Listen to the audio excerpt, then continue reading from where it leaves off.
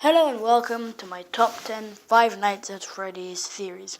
They aren't the most interesting theories or most probable theories, they are just my top 10 theories. I will be including popular belief, even if I don't particularly believe in these theories. So let's get right to it. At number 10, there is a theory that one of the murdered children possessed the marionette, namely the crying child outside of the diner in Take Cake to the Children minigame. The theory then states that when the Purple Man killed the 5 kids, the marionette gave them a second chance at life by stuffing the souls into the animatronics to help them avenge their death.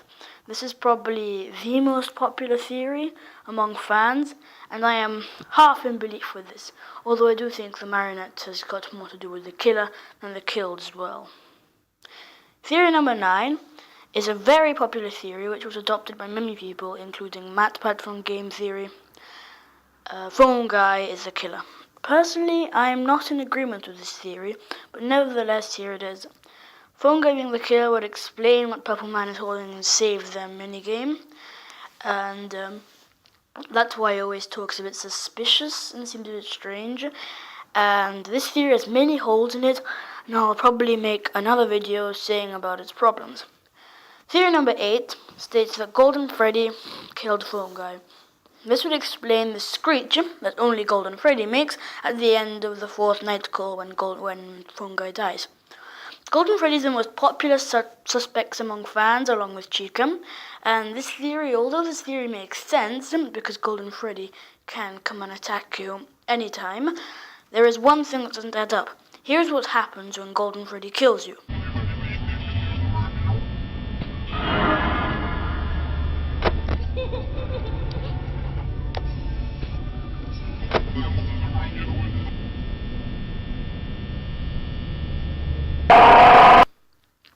You do not hear the laugh or the demonic noises of "It's me" coming up, which kind of rules Golden Freddy out as a suspect.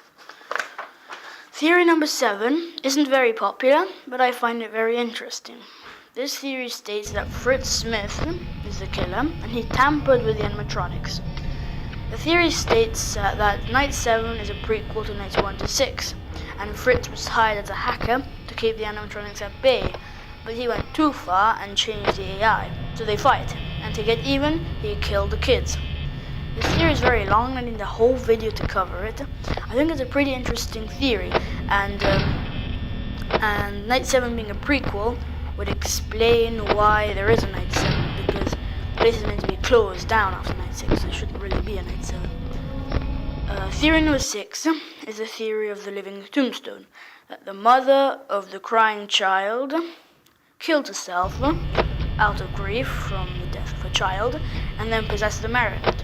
The music box makes her forget about the tragedy, and when it stops, she tries to kill you. This theory is interesting, but it is pure speculation. Nothing in the game even hints a mother being there, and I think there is too much speculation for this, so I do not agree with this. By the way, the living tombstone is not canon, unlike what many people think, so this theory is not fact. Theory number 5 talks about the culprit of the bite of 87, Golden Freddy. This theory was made before Five Nights at Freddy's 1, so it's just very interesting. It's not right, it's not anywhere near being right.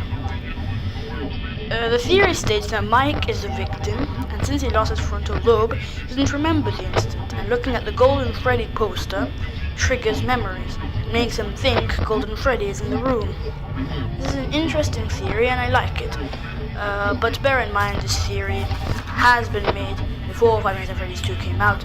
This is debunked from Five Nights at Freddy's 2. Theory number 4 is a theory nearly considered fact, that the murders happened during the events of Five Nights at Freddy's 2. There is lots of evidence to suggest this, and even if the newspapers say that the missing children incident happened the 26th of June, the 11th November is probably when workers received their money, seeing as both Mike and Jeremy got their money on the same date. The greatest piece of evidence is that the phone calls of night 3 to 6, Phone Guy says someone used the yellow suit to do something horrible, and there's an investigation going on about the 5 missing murders, and the suit was Golden Freddy. which is in fact my next theory on the list, that the golden Freddy suit was used to kill the children. You might be saying now, what? Isn't that fact? Phone Guy said so. This is very close to being a fact. But Phone Guy did say yellow suit, and last time I checked, Chica is yellow. Although it is highly unlikely, I still wanted to put this in my list. Because, well, I still consider it a theory, and it's a very probable theory. Theory number 2 is probably, I think, is the most popular theory among fans. Because I have seen it in so many comments that I just consider it the most popular. Is that Jeremy Fitzgerald is a victim of the bite of 87, and that he was bitten during the birthday party Phone Guy mentions by Mango. This is why the place closes, the toy animatronics get scrapped, and why Jeremy is absent on the 7th night. I personally believe this theory because there's a lot of proof to support it. And it is, Phone Guy says stay close to the animatronics. And since they all think adults are trying to kill children now, yeah, it's very probable that's what's happening. Theory number 1 was uploaded by game theorists a few months ago. It states that Five Nights at Freddy's 1 is an allegory to Chuck E. Cheese murder that happened in 1993. This makes sense because the paychecks add up to 1993 for Five Nights at Freddy's 1, and I'll put a link in the description so you can check the video out.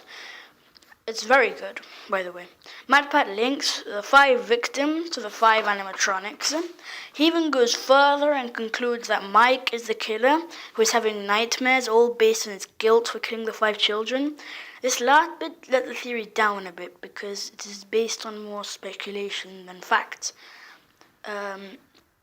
I consider this theory probably. I think Scott did base his first game on the Chuck E. Cheese instance. You could say that the parallels between the two are coincidental, but there are one too many parallels.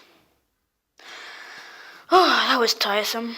This concludes my top 10 Five Nights at Freddy's theories. This is my first video and I hope you like it. Please leave a like, it would mean a lot for me. I encourage anyone to write down theories in the comment section because fandom theories in Five Nights at Freddy's are very lush with theories. So I enjoy reading other people's theories, so please write some theories down. I'll try to upload as regularly as possible, even though I might not be able to for various reasons. Stream my next video, probably top 10 Five Nights at Freddy's facts I'll make. I hope I'll make it soon. Bye.